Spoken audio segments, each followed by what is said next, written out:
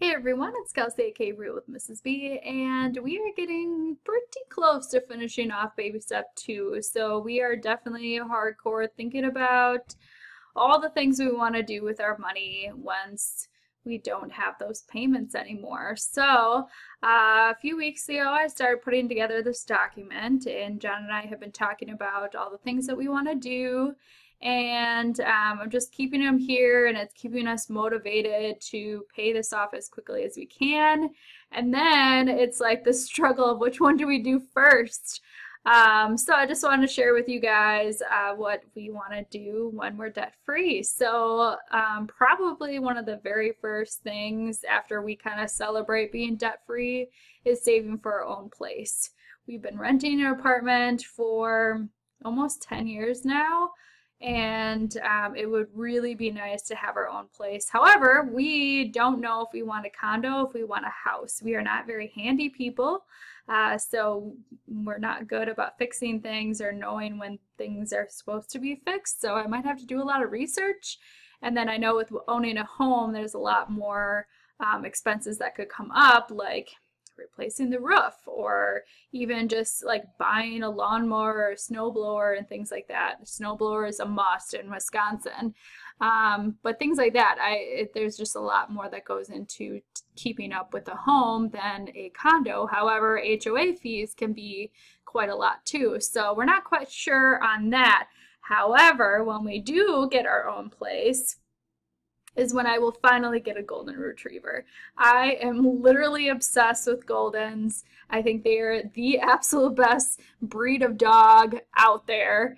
And when I was like 6 months old, my parents got a golden retriever puppy, and we literally grew up together for 13 years, and she meant everything to me. And my dad has a golden retriever, but he's like all the way across the country from me. But I'm obsessed. So John knows before we got married that I need to have one. So he said when we get our own place, we'll get a golden retriever. So I'm excited for that. And then when we move into our own place, I want to get new furniture. We have in the living room I'm looking at, we have a recliner chair that used to be my mom's. We have a couch that used to be my sister-in-law's. In the second bedroom, we have a twin-size bed that used to be at my dad's place, used to be my sister's bed. And then in our bedroom, the only like furniture we have besides like bookshelves is filing cabinets. And then our bed itself, we don't even have it on a frame. It's just the box spring and the mattress, and that came from my mother-in-law. So we literally have not bought any furniture, and then the table that I'm at right now was a gift. So we just don't have that much. I really want a bed that is super comfortable, that we love, that's brand new and not gross. And then I want a new couch that's really comfortable. I'm really appreciative of my sister-in-law giving us this couch when we had our apartment fire and had to throw out the couch for my mom. But it's not like the most comfortable, especially when you're sitting in it for hours grading and lesson planning. All right, and then we really want new to us cars. John's car, both of our cars are crap. He's got a 99 Toyota Corolla that has 215,000 miles on it, and I have an '04 Chevy Cavalier that has 190,000 miles on it. So they're both getting up there, and they both have several issues going on with them. So we both really want new to us cars, particularly Toyota Corollas. I actually looked up prices recently, and I saw like 30,000 miles on a Toyota Corolla, and it was like 13 grand. I'm like, that's actually something doable, and we don't even have to have it like that great of a car, but new to us would be really nice. And then traveling. I do want, when we get out of debt, to go like on a big trip together. The only places I've traveled are like within driving distance or visiting family in Florida, and that's it. I've literally been to like I think 6 states. The only time I've ever been out of the country was on our honeymoon. That was the first time I even went in the ocean. So I don't even know where I will want to travel. I just want to travel. I'm a teacher. I have summers off. I want to go out places. So if you got recommendations, definitely leave them down below. But definitely Las Vegas. We love blackjack, and it's just a place to see. And if you haven't realized already, I'm a huge Harry Potter fan, so the Wizarding World of Harry Potter in Florida, and then even in London, I would love to go. On our honeymoon, we went to a sandals resort in Jamaica and loved it. All inclusive is the way to go.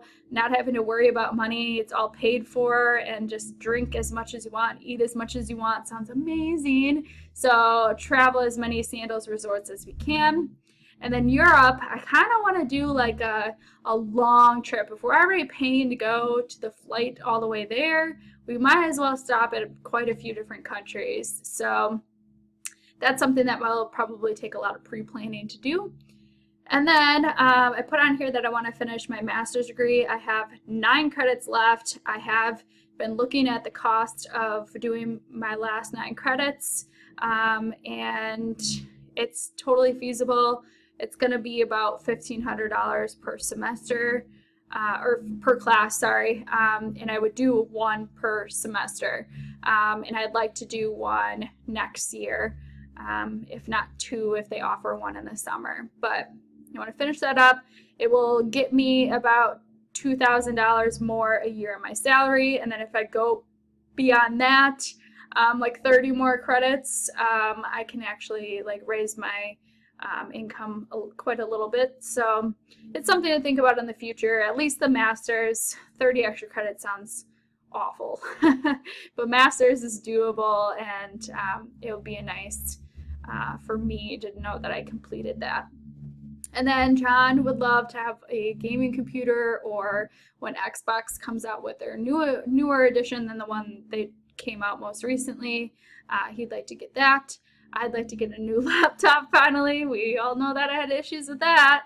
And then when I was younger, I had braces, and my retainers have not fit me in probably 8 years, and I've noticed my teeth starting to shift, and I get really self-conscious about them. So I've actually talked to my dentist in the past about Invisalign, and because my teeth are not like severe, it wouldn't be as expensive for me to get Invisalign. I haven't checked with like insurance-wise how much it would cost, but it's something that is doable when we're out of debt. And then John would like to get LASIK because he's got astigmatism and not like terrible eyesight, but it would take care of buying contacts and glasses. So that's something he would like for personal things. So those are the things that we have on our list right now. It's quite a lot, obviously, but just seeing how much we're able to put towards debt a month, I just think about all of these amazing things that we'll be able to do with that money later on, because it seems like we're just going to have so much of it. So I guess let me know what you guys are looking forward to, or if you're in baby step 3, what was like the first couple of things that you did with your money now that you had it. I'm really curious, and I'm just like counting down the months. Anyway, I will catch you guys soon in my next video. Bye.